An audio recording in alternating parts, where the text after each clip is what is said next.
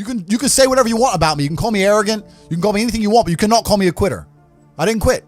So that's the difference. When it was hard, I did it anyway. I know a lot of broke people who are very arrogant. They'll come along and go, I think that's a scam. Oh, do you, Brokey? Oh, Brokey thinks it's a scam. Oh, tell me again about how my online educational platform, the biggest in the world, which I've built when I'm flying around in my private jet. Tell me again about how I'm out here to scam you of your fucking 36 pounds. Most people are trying to do the smart work before they do the hard work.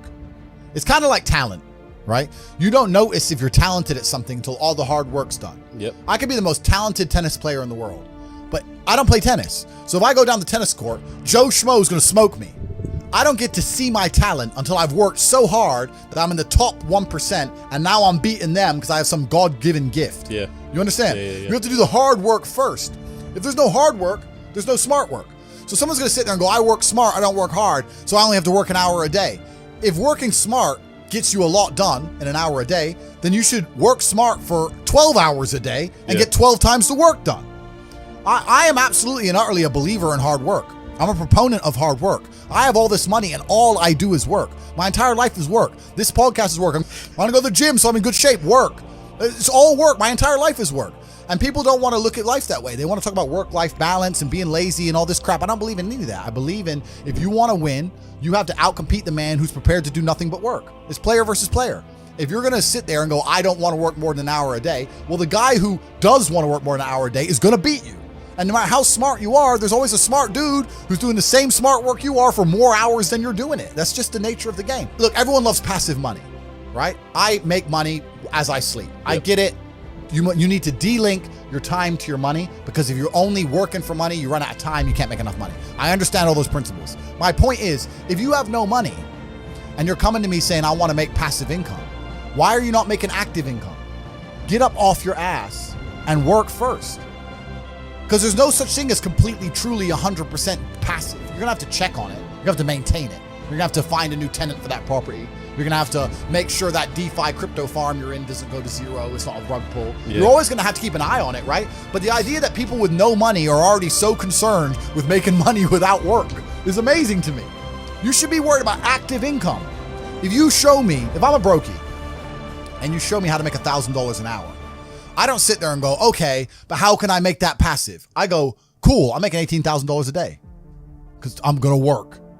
Dude, you don't need to worry about passive income until you have no more time. I look at passive income because I have 18 hours a day I work. When all 18 of those hours are done and my workload still isn't finished, I have to find a way to make some of those income streams passive, either via staff or whatever else. Yep. And that's how I work smart. I use all of my time, and when all my time is done, now I have to become more efficient so that I can get more done within the same time frame. To sit there and say, I don't want to use my time, so I want passive income is dumb shit. The 16-year-old making 45 grand a month, if he was to sit to me and go, I don't want to make the TikToks, I want someone else to do it, make it passive, that he wouldn't be making any money. He's just working. You have to just work. At some point you have to bite the bullet and just work. So when someone comes to me talking about passive income and they're a brokey, I'm like, you are just lazy. You are lazy. You will never get anywhere. Lazy people never get anywhere in life. Doesn't matter what it is. Doesn't matter if it's tennis or money. If you're lazy, you're never going to get there. That's how it works. If you're the kind of person who's going to quit because it's hard, then fuck off. I don't even want your energy around me, because quitters are the worst people on the planet. You can give a quitter absolutely everything and they will still fail. Quitters can have every single advantage. Quitters can have all the information. Quitters can have all the tutelage. Quitters can have a mentorship. Quitters can have someone who messages them every morning, hey bro, let's get it. And guess what they're gonna do at the end? Quit. You need the people who don't quit. I don't quit. Every single facet of my life is testament to the fact that I don't quit.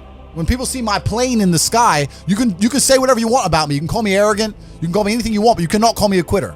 I didn't quit. So that's the difference. When it was hard, I did it anyway. That's who I've always been.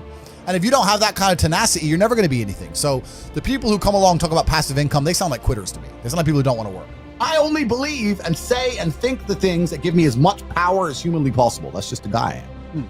And as many people are going to sit there and say, Tate, you're delusional, you're a narcissist. You go through the world saying you're super lucky and that you're bulletproof and you can do all these crazy things. It's impossible for you to be depressed. You're a narcissist. Perhaps. Look at my life and look at yours.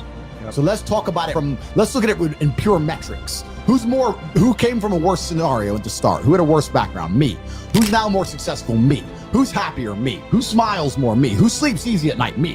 Why the fuck would I want to think like you? If thinking this way makes me a bad person, but I get fucking fantastic results from my entire life, and everybody close to me gets fantastic results from knowing me, and everybody close to me absolutely adores me, why would I want to adopt your thinking and be a sad fucking sack of shit sitting on the internet trying to cancel people like a dork? I don't want to be my enemies. There's not a single enemy I have that I'm remotely envious of in any regard. Every single one of them has a shit life and a shit existence. I already won. God's already punished them. God's already rewarded me. I know these things. I'm the luckiest man on the planet. You have to say these things and you have to truly believe them. Do you deserve to be happy? I think a man should have absolutely no interest in whether he's actually happy or not. If I wake up and I'm unhappy, I will do the exact same things as if I am happy. I will go to the gym the same. I will work the same. How I feel has no impact on how I live my life. I don't think happiness as an index is a healthy view for a man to have on life success. What I think for a man, if you're waking up and going, oh, am I happy, am I not? You're looking at life wrong. I think of a man, if you put happiness if you move it down the scale, right? And you start looking at, am I successful? Am I competent? Am I achieving things? Am I respected? If you start to look at these indicators of your life, you're going to end up being happier without actually analyzing if you're happy or not. Genuinely, every single person watching this, go look in the mirror after this stream, go into the bathroom, look in the mirror. Do you deserve to be happy? Look yourself in the eye. The answer is probably fucking not. You don't deserve it. When you're hungry, it's your body telling you need to eat some food. That's fine. You react to that. When you're depressed, your body's telling you need to change your life. And if you're feeling that for long periods of time and then not changing your life, well, you don't deserve to be happy. You don't deserve it. Everything in life that is valuable must be earned. Peace of mind must be earned. Happiness must be earned. I'm happy because I earn it. I get to be top G. Of course I'm fucking happy. I'm me. When I look at the lives of people who tell me they're depressed, I look at them and think, you know what? If I was you, I'd be fucking depressed. Facts. If I was you, I'd be depressed. So of course you're depressed because your life is shit. But whose fault is that? That you have to take some personal responsibility for it. And what they'll do is they'll try and outsource it. Well, I had a bad start, or this happened to me, that happened to me. World ain't fair. Suck it up, buttercup. Shit happens to everybody. I could sit here and be an unsuccessful piece of shit, and I got 10 stories to tell you why I have excuses to do exactly that. And here I am, top G. So that's life. That's life. You have to get shit done. So yeah, if you live a depressive life, you're gonna feel depressed. If you lived my life, you wouldn't feel depressed. So now you know what to fucking do. Now you're either going to get up and do it, or you're going to sit there and stay depressed. And that's why these people are so desperate to defend the idea that depression can't be solved. When you tell the world that depression can't be solved, what you're doing is absolving yourself from all responsibility. I no longer have to stand up and work hard and try and be something because it doesn't matter how hard I work because I'll be depressed anyway. They know that's a lie. They're just trying to they're being ignorant on purpose to avoid doing the hard work. That's all it really is. So a lot of people are labeling themselves, and I absolutely refuse to take my own power away. There are so many things in the world trying to kill us. Like, you got enemies, you got people on the streets with blades, you got bacterias, fucking lions. Oh, I've got enough enemies, bruv. Sharks want me dead. I've got enough enemies. Why am I going to take my own power away? Another thing that's really important, I say this all the time. Nearly every word that comes out of my mouth is self-hypnosis. Every word that comes out of my mouth is self-hypnosis. And it's the same for everybody watching this. Every single word you speak is self-hypnosis. Every single thing you say out of your own mouth is almost more important than the things you hear from other people. Amen. You can't be sitting there saying, I'm depressed. I got a generational curse. I'm unlucky, bro. You can't be saying these things because you're reaffirming them within your mind. I don't do that. I said at the beginning of this stream, I do not believe in things that take away power from me. I only believe in things that make me more powerful as an individual. Now, I cannot deny that feeling depressed is real because every single human on the planet sometimes feels depressed. Feeling depressed is real, but being a depressive or having depression is something else. I accept that if I do feel depressed or I do feel sad or I do feel negative, which is actually very rare for me, but if it does ever happen, I understand I'm human and it's an emotion I'm going through and it will pass. People who have depression believe that they have a disease that can't be fixed and can't be cured. You are handing your power away. You're giving your power to an outside source and you're saying that I have no control over this. It doesn't matter what situation you're in. You need to at least believe you have some degree of control. When I say depression isn't real, I'm not saying you don't feel depressed. I'm saying that you can fix it. It's not a disease that you caught from the sky. You can fix it by taking control of your own mind. And this is what people really don't yet understand. There's only one thing on the planet you actually have control over. You can't control the weather. You can't control your health. You can get a brain aneurysm or a heart attack. You can't control other people. The only thing you can actually really truly control is what you think. That's the only thing you can change in real time. You can be thinking of red and change it to blue. So why are you not controlling your own mind? It's your asset. It's your ally. It's your friend. Why would you make an enemy out of the only thing you have control over? I refuse to do that. It doesn't make sense to me. The worst thing on earth that could happen to a man could happen to me. And I guarantee you, I would still label myself happy. I'm happy because that's who I am. That's how I view myself. That's what I've decided. If you truly want to win, you can't only want to win when you're happy, and you can't only want to win when you're motivated, because you're competing against people like me who want to win all of the time. And unfortunately, it's player versus player. Every single girl that you want, every single dollar that you want, I also want. You're competing against men like me who will perform even when it's raining, not only when the sun is shining. And if you're going to be the kind of person who can only do it in one of those scenarios, you are going to lose. You must be prepared to perform all of the time. What we were saying earlier about player versus player is absolutely not really true. If it's player versus player and you're competing against everybody else, because you're competing against everybody else all the time, and you want to also on top of that be low energy and lethargic and lazy, well then you just don't stand a chance. You're wrecked. There are people out here who are prepared to work their ass off. Yeah. And if you're not going to be that guy, then you're going to fucking lose. I have a lot of people who message me and say, I struggle with motivation. And my answer is simple. Then stay a loser. If you can't find the motivation to not be a loser, then I strongly recommend you just stay a loser, stay in your lane, and stay out of my way. I have no time for people who cannot find the motivation to fix themselves and fix their own lives. I've been the kind of person who will perform 7 days a week. Doesn't matter how I feel, doesn't matter what's happened, doesn't matter if I'm happy or sad, things must be done. And this is the mindset you need to adopt if you want to be a winner. Yeah, happiness is a very interesting subject for men. Happiness is the number one thing that must be earned. And I'll tell you that my happiness is based on very real world achievements. I couldn't be happy if I was broke. I couldn't be happy if I was obese. I couldn't be happy if I was lonely. I couldn't be happy if I wasn't respected. I couldn't be happy if I couldn't whoop a dude's ass. I couldn't be happy in those scenarios, so I made sure none of them scenarios came true. I have earned my happiness via hard work. It's the top of a mountain which I have climbed. I deserve it. I deserve to go to sleep with a smile on my fucking face and wake up between two bitches. That's what I fucking deserve. And every single guy who hasn't got it probably doesn't deserve it. And when I got attacked by the Matrix, when they attacked me and they accused me of all these different things, etc., which is numerous and all incorrect, I was explaining, and they were saying to me, oh yeah, but the expectations you're giving of men of life is unfair and all this crap. And I was saying, no, I'm just saying that the only life worth living as a man is a man of dedication and purpose and becoming important. That's what I'm saying. I'm saying if you're Joe Schmo as a man, it sucks. So stop being Joe Schmo.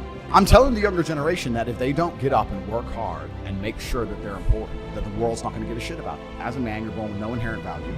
You have to become important. You have to go through some pain or go through some suffering to make people care about you. Otherwise, you're not going to matter. And one of the great things about the masculine journey and masculinity is that we've all lived a semi-similar story. It's kind of cool. Like, we've all been the teenager, gets heartbroken.